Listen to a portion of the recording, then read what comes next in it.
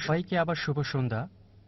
এটা সত্যি মুগ্ধ করেছে আপনার আলোচনার পর পবিত্র কোরআনে কত বিজ্ঞানের বিষয় রয়েছে। তবে অধিকাংশ উদাহরণ যেগুলো কোরআন থেকে দিয়েছেন সেটা বোঝা খুবই কঠিন।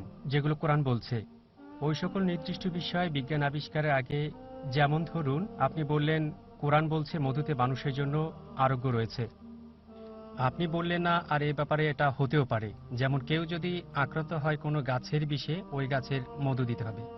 আর এই মধুর এই মধুর ব্যবহারের কথা সর্বশক্তিমান পবিত্র গ্রন্থে বলেছেন। এই বিষয়গুলো বোঝা গেল বিজ্ঞানের আসল আবিষ্কারের পর। তাই আমাকে বলবেন কি যা পরবর্তীতে কোরআন থেকে বিজ্ঞান আবিষ্কার করবে বা আবিষ্কার করা হবে? ভাই একটা সুন্দর প্রশ্ন করলেন যে পরোক্ষভাবে বলা বিজ্ঞানের অনেক কিছুই আমি উল্লেখ করেছি আর সবগুলো ইতিমধ্যে আবিষ্কারও হয়ে গেছে। তাই বিজ্ঞানের আবিষ্কারের পর সে ব্যাপারে কোরআন বললে লাভটা কি? কিছু একটা বলেন যা বিজ্ঞান আবিষ্কার করেনি। ভাই এ কারণে আরবরা জ্যোতির্বিদ্যায় উন্নতি করেছিল। কেন? কারণ তারা কোরআন পড়েছিল। কোরআনে জ্যোতির্বিদ্যার অনেক তথ্যই রয়েছে। তাই তারা কোরআন পড়লো, চেষ্টা চালালো, অনুসন্ধান করলো, আরো বেশি গবেষণা করলো। এভাবেই তারা জানতে পারলো। কোরআন হচ্ছে টেলিগ্রাফিক বার্তা। দেখেন বিজ্ঞানের বই শুধু একটা বিষয়, চিকিৎসার একটা বিষয় অনেক বই দরকার। আর এইভাবে এই কোরআনের ব্যাপারে বলা যায় অধিকাংশ মানুষ কোরআন পড়তে চায় না। ও এত বড় বই।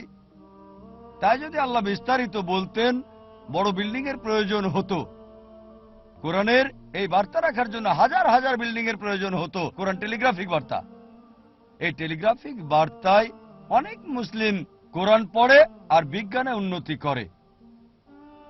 এজন্যই অতীতের ইতিহাস যদি দেখেন মুসলিমরা এগিয়েছিল বিজ্ঞান ও প্রযুক্তিতে।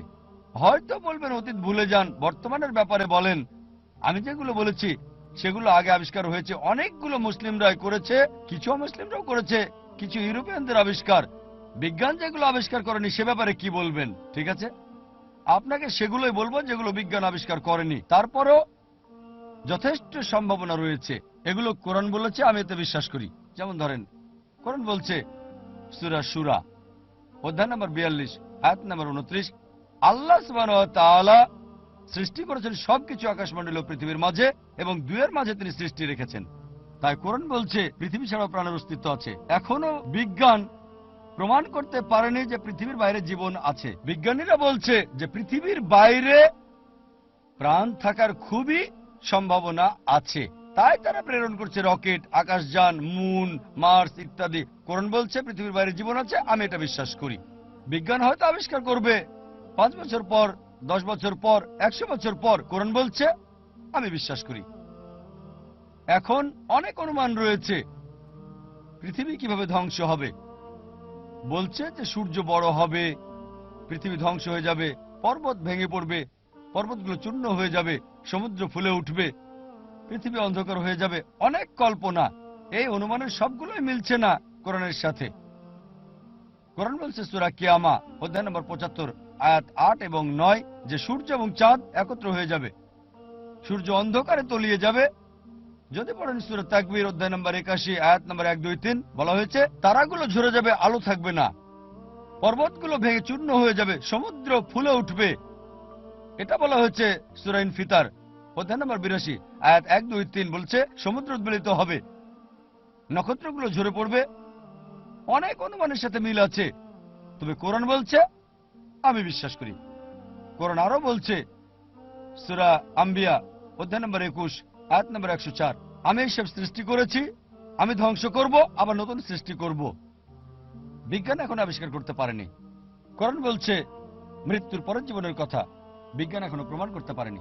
কোরআন জান্নাত জাহান্নামের কথা বলেছে, বিজ্ঞান প্রমাণ করতে পারছে না। কোরআন জিন সম্পর্কে বলছে, আর মনোবিজ্ঞানীরা ভর করা শক্তির কথা বলে। কিছু লোক আছে যারা জিন বশ করে, কোরআন সে ব্যাপারে বলেছে। কোরআন বলছে পৃথিবীর প্রথম মানুষ আদম আলাইহিস সালাম, বিজ্ঞান প্রমাণ করতে পারেনি, এটা সম্ভাবনা আছে, হয়তো পারবে। এখন হয়তো বলবেন যে ভাই জাকির এমন সুন্দর আলোচনা করলেন বিজ্ঞান এবং প্রযুক্তির উপর শতভাগ প্রমাণ দিয়ে, মৃত্যুর পরের জীবনকে আপনি বিশ্বাস করেন? জিনে কি বিশ্বাস করেন? জান্নাত জাহান্নাম বিশ্বাস করেন? আপনি তো ডাক্তার, এগুলো কি অবৈজ্ঞানিক নয়? আমি বলবো না, আমি বিশ্বাস করি আর এগুলো বিজ্ঞানসম্মত। ধরেন কোরআন যা বলেছে তার ৮০ ভাগ ১০০% প্রমাণিত হয়েছে সঠিক। জ্যোতির্বিদ্যা সম্পর্কে বলেছে, ভূতত্ত্ব নিয়ে বলেছে, পানিচক্র, সমুদ্র বিজ্ঞান, উদ্ভিদবিদ্যা, প্রাণীবিদ্যা, জীববিদ্যা ইত্যাদি নিয়ে কোরআন বলেছে ৮০ ভাগ ১০০% প্রমাণিত হয়েছে যে সঠিক, বাকি ২০ ভাগ এখনো অজানা, যাচাই করা হয়নি, প্রমাণ করতে পারেনি, ভুলও না সঠিকও না। এখন ১%ও এই বাকি ২০ ভাগের ভুল প্রমাণিত হয়নি। কোরআনে একটা এত নেই যা আধুনিক বিজ্ঞান ভুল প্রমাণ করবে। অনুমান, আমার যুক্তি হচ্ছে ৮০ ভাগ যেহেতু ১০০ ভাগ সঠিক, বাকি ২০ ভাগ অজানা এবং এই ২০ ভাগের ১ ভাগও ভুল প্রমাণিত হয়নি, তাই আমার যুক্তি হচ্ছে যে বাকি ২০ ভাগও ইনশাল্লাহ সঠিক হবে।